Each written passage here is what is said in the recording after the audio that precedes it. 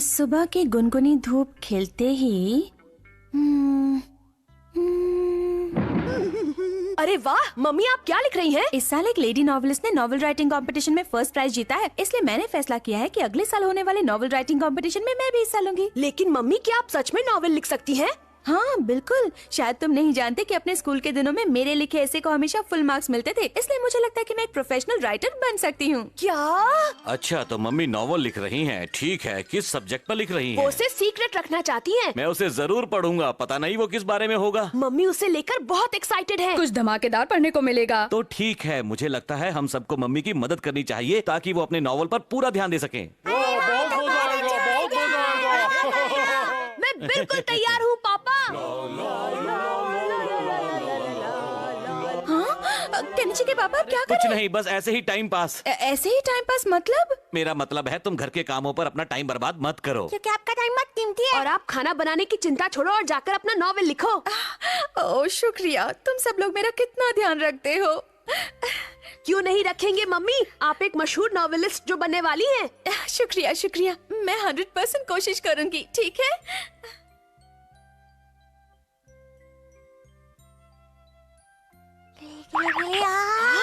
शोर मत करो।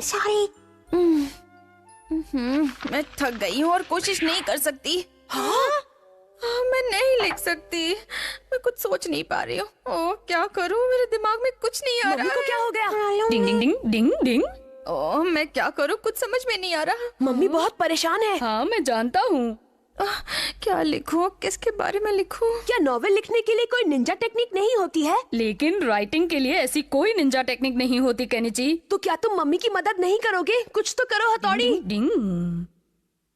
आखिर मेरे दिमाग में कुछ क्यों नहीं आ रहा है? नॉवल लिखने की तो कोई निंजा टेक्निक नहीं होती, लेकिन मैं एक ऐसी टेक्निक जानता हूँ जिससे राइटर के दिमाग में आइडिया डाला जा सकता है। अरे वाह, इससे हमारा काम हो जाएगा। ठीक है, डिंग डिंग। अब हथौड़ी तुम? मम्मी, नॉवल लिखने के लिए आप अपने दिमाग पर इतना जोर मत डालिए। जो आप पहले से ही जानती हैं उस बारे में भी तो लिख सकती हैं। अब मैं कुछ समझी नहीं। दिमाग में आइडिया डालने की निंजा टेक्निक।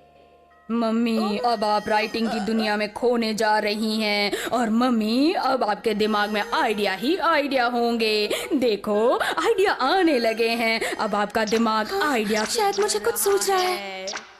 बहुत अच्छे, अब आप आराम से नॉवल लिख सकती हैं। हाँ सही कहा, मैं लिखने जा रही हूँ।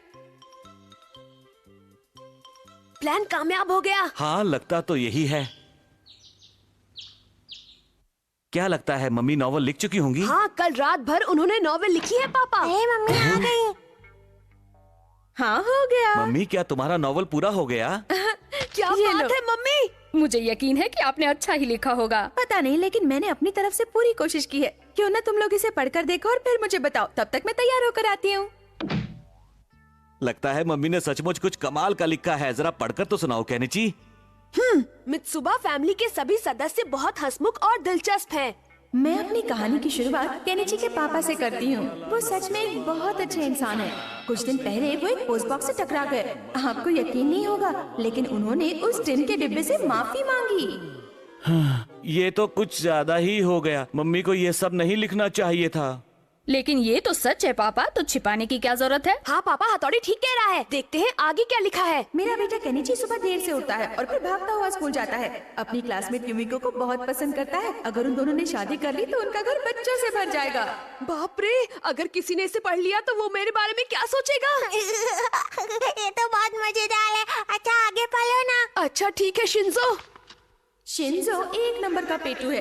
अभी कुछ दिन पहले ही उसने 10 कप आइसक्रीम खाई थी, जिससे वो बीमार हो गया और काफी दिनों तक बिस्तर पर पड़ा रहा। ये तो जीतेंगे, मम्मी को ये सब नहीं लिखना चाहिए था। लेकिन ये तो सच है शिंजो। चलो आगे पढ़ता हूँ।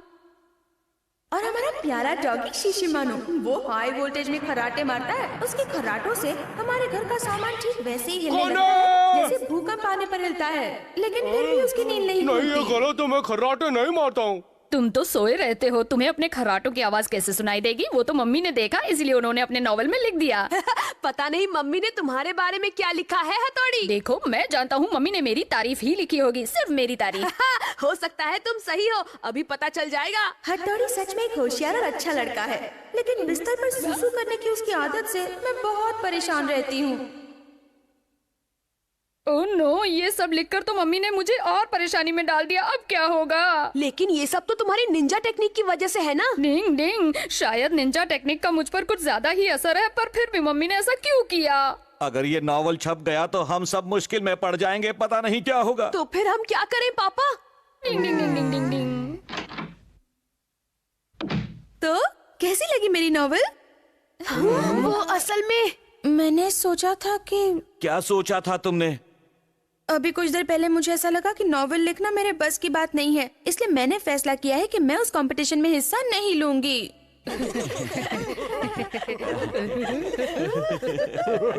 बच गए। कोई बात नहीं, ऐसा होता रहता है। हाँ मम्मी, आप सच में बहुत टैलेंटेड हैं। शायद तुम ठीक कह रहे हो, धीरे धीरे मैं लिखना सीख जाऊंगी।